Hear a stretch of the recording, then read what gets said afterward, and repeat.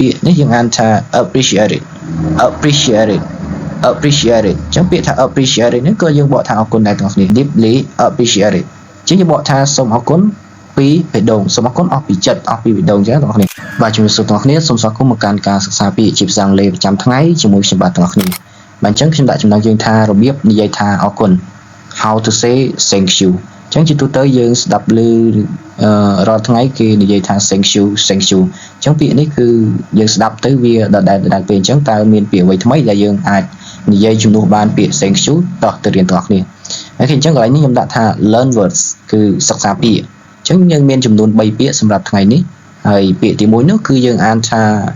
grateful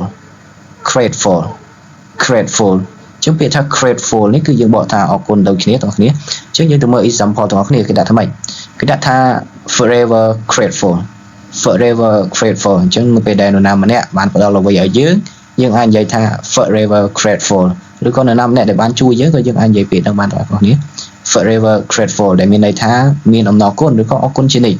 អរគុណចេញពីចិត្តទាំងអស់គ្នា forever grateful ដែលពាក្យ forever នេះគឺយើងរៀនហើយម្ដងហើយពាក្យ forever ណាដែលយើងបកថាជារៀងរហូត forever ជានិច្ចជារៀងរហូតអូខេអញ្ចឹងយើងចូលទៅកាន់ពាក្យទី2គឺពាក្យនេះយើងអានថា appreciate អញ្ចឹងពាក្យថា appreciate នេះក៏យើងបកថាអរគុណដែរទាំងគ្នាអញ្ចឹងយើងទៅមើល example ទាំងគ្នាគេដាក់ថាម៉េចគេដាក់ថា deeply appreciate អញ្ចឹងយើងបកថាសូមអរគុណពីបេះដូងសូមអរគុណអស់ពីចិត្តអស់ពីបេះដូងអញ្ចឹងទាំងគ្នាអញ្ចឹងពាក្យថា deeply នេះដោយសារតែពាក្យថា deeply ហ្នឹងវាសង្កត់ន័យឲ្យពាក្យថា appreciate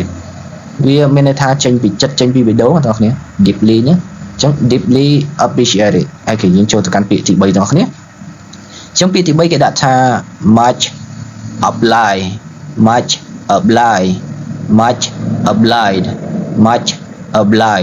អញ្ចឹងពាក្យថា much obliged ហ្នឹងគឺយើងបកថាអរគុណដែរក៏ប៉ុន្តែពាក្យហ្នឹងគឺខុសគេមួយគឺត្រង់ថា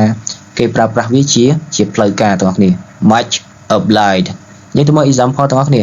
គេដាក់ថា much obliged for your support ដែលយើងបកថា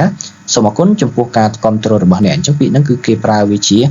ផ្លូវការបាទទាំងគ្នាអញ្ចឹងសម្រាប់ពាក្យទាំង3ដែលខ្ញុំលើកយកមកបង្ហាញនៅក្នុងថ្ងៃនេះគឺមានត្រឹមតែប៉ុណ្្នេះឯងអញ្ចឹងអរគុណសម្រាប់ការតាមដាននិងទស្សនាហើយកុំភ្លេចចុច follow page Facebook ក៏ដូចជាចុច subscribe YouTube ក៏ដូចជា follow TikTok របស់ខ្ញុំបាទម្នាក់មួយផងដែលខ្ញុំបាទដាក់នៅលើ screen អេក្រង់ខាងលើហ្នឹងអញ្ចឹងតើអ្នកអាចជួយ support follow ក៏ដូចជា subscribe ម្នាក់មួយផងហើយដើម្បីទទួលបានមេរៀនថ្មីៗពីខ្ញុំបាទជាបន្តទៀតសូមអរគុណសូមជម្រាបលា